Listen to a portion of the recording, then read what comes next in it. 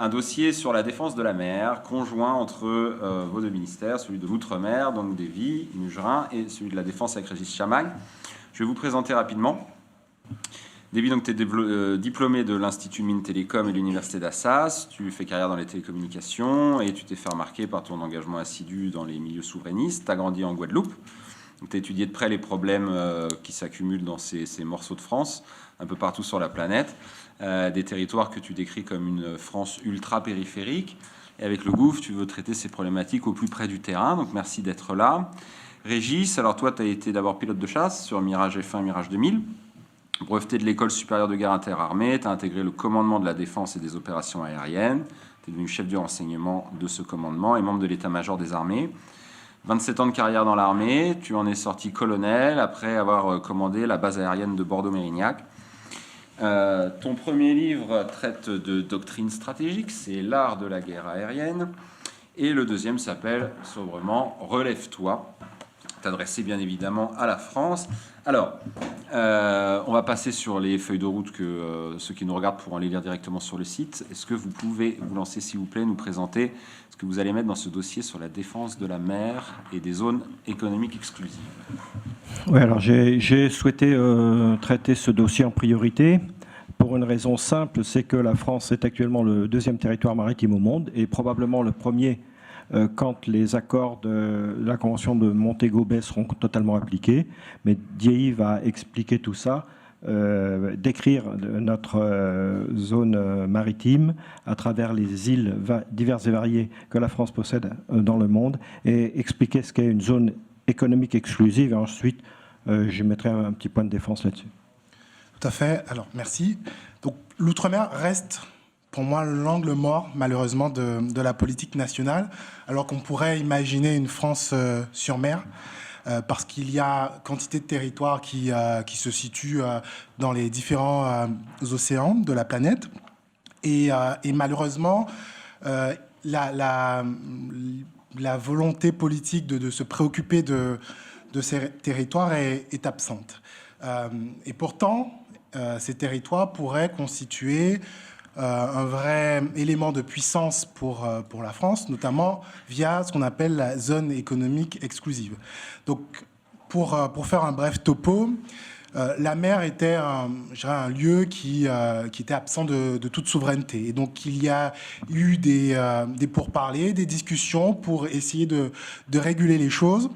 Et donc, ça a donné lieu en 1982 à une régulation, à une convention qu'on appelle la Convention de Montego Bay, de 1982 en Jamaïque, et qui a consisté à délimiter le territoire maritime des différents pays. Et donc la France n'échappe pas à cette délimitation. Donc il y a finalement un encadrement de l'espace maritime entre votre côte et jusqu'à 200 miles nautiques, qui fait 370 kilomètres, et donc qui constitue finalement la souveraineté économique du pays sur l'océan. Et donc c'est un enjeu majeur, puisqu'on sait que la mondialisation se fait d'abord sur la mer. Or, j'ai quand même l'impression que la France passe un peu à côté de ce levier pour pouvoir peser sur cette mondialisation, que ce soit sur les porte-conteneurs qui peuvent traverser, qui peuvent déverser leur gaz tranquillement dans les mers sans subir quoi que ce soit par le pillage des fonds marins. Je crois qu'il y a là une action à mener très forte pour permettre aux territoires d'outre-mer de vivre de la pêche et aussi de protéger ces fonds marins qui sont l'avenir de demain, puisque dans les fonds marins qui sont de plus en plus puisés pour nourrir l'ensemble du monde. Il y a des espèces qui sont de plus en plus en voie de disparition. Tu as, Philippe Meuret, parlé beaucoup de l'écologie terrestre, mais il y a aussi l'écologie sous-marine, qui me semble être une défense absolue.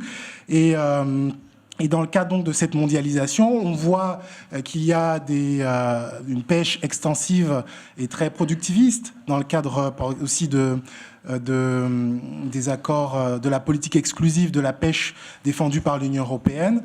Cette politique de pêche tend à raréfier les ressources. Donc je suis d'ailleurs étonné qu'il n'y ait que 40% d'incompatibilité parce que justement, il me semble que si l'on veut changer la façon de gérer les océans et de l'apport que peuvent avoir ces océans pour l'outre-mer, il y a une autre politique à mener vis-à-vis de l'Union européenne.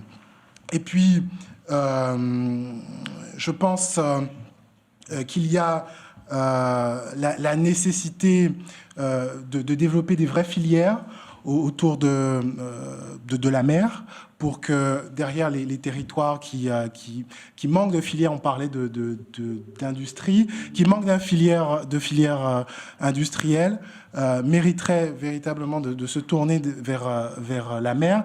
Et pour ça, il y a une action, je pense, stratégique, industrielle à mener pour se tourner vers la mer, et ce qui, malheureusement, n'est pas le cas. Et dernier point, c'est sur la défense, et peut-être que tu en parleras un peu plus, la défense de cet espace maritime. Donc j'ai dit qu'il y avait il y avait des territoires disséminés sur l'ensemble de la planète. Il y a grosso modo 3 grands sous-ensembles dans l'outre-mer qui sont plus ou moins autonomes. L'un de ces sous-ensembles n'est pas habité. Et donc vous avez toutes les terres australes, vous avez des terres qui se situent près du canal du Mozambique, comme par exemple Juan de Navo, qui est aujourd'hui l'objet de toutes les convoitises, notamment de la part de Madagascar, voilà, de Madagascar qui veut obtenir la souveraineté, ou encore l'île de Tromelin qui fait aussi l'objet d'une convoitise, cette fois-ci du côté de l'île Maurice, ou encore Clipperton qui est plutôt du côté du Mexique, qui là voit régulièrement des bateaux étrangers j'irais piller le sous-sol. Donc il me semble qu'il y a là un travail très fort en termes de défense à mener pour retrouver cette souveraineté et rappeler la nécessité rappeler toute la puissance que peut avoir la France sur ces territoires. Alors, ça tombe bien que tu aies parlé de l'île de Tromelin, parce qu'il y a quelques années, il a été question de la vendre, de la céder à l'île Maurice. Et à l'époque, j'avais écrit un article sur mon blog pour m'insurger contre ça. Les idiots, les crétins diplômés, comme les appelle Emmanuel Todd, qui sont dans les cabinets ministériels et dans les médias, disaient oh, l'île de Tromelin, c'est rien du tout, c'est 1 km². 1 km² génère 432 000 km² de zone économique exclusive.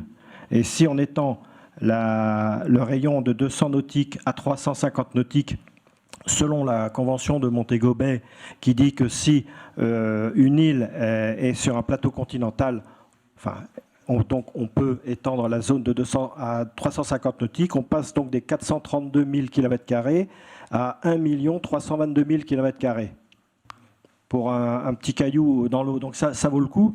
Ça vaut le coup de protéger ça, surtout que, comme Diéville a dit, on assiste à un effondrement des écosystèmes marins. Moi, j'ai lu un article dans Le Monde il y a quelques mois, quelques années, qui était très, très pessimiste, où certains biologistes prédisaient qu'en 2050, il n'y aurait plus de poissons dans les océans. Je pense que c'est peut-être un peu catastrophique, mais en tout cas, il est clair qu'en 2030, la question des ressources halieutiques sera stratégique, fondamentalement stratégique. Et donc, il faut qu'on ait l'outil de défense qui permette d'assurer notre souveraineté dans ces espaces-là. Nous serons, selon la politique du Gouv, dans une posture stratégique défensive. Qui dit défensive dit souveraineté. Souveraineté sur nos espaces physiques et cybernétiques, mais physiques d'abord, donc terrestre, maritime, aérien et spatial. Donc la souveraineté dans nos espaces maritimes nous imposera d'avoir les outils pour assurer cette souveraineté, c'est-à-dire des outils de surveillance et d'intervention. Ça veut dire que d'ores et déjà, il faut lancer les recherches et développements pour savoir de quels outils nous devons nous doter en matière de surveillance et d'intervention, et revoir complètement notre politique industrielle de l'armement, en particulier maritime. Un deuxième porte-avions n'est pas à l'ordre du jour. On prépare la guerre d'avant. Comme d'habitude, on prépare la guerre d'avant. La guerre d'après, le centre de gravité de la question maritime d'ici 10 ans, ce sera la ressource halieutique. C'est donc pour ça qu'il faut revoir complètement notre stratégie industrielle de défense dans le domaine maritime. Je ne parle que de celui-là pour le moment, et réfléchir, lancer les recherches d'ores et déjà pour avoir, dans 10 ans, les ressources, les outils capables d'assurer notre souveraineté.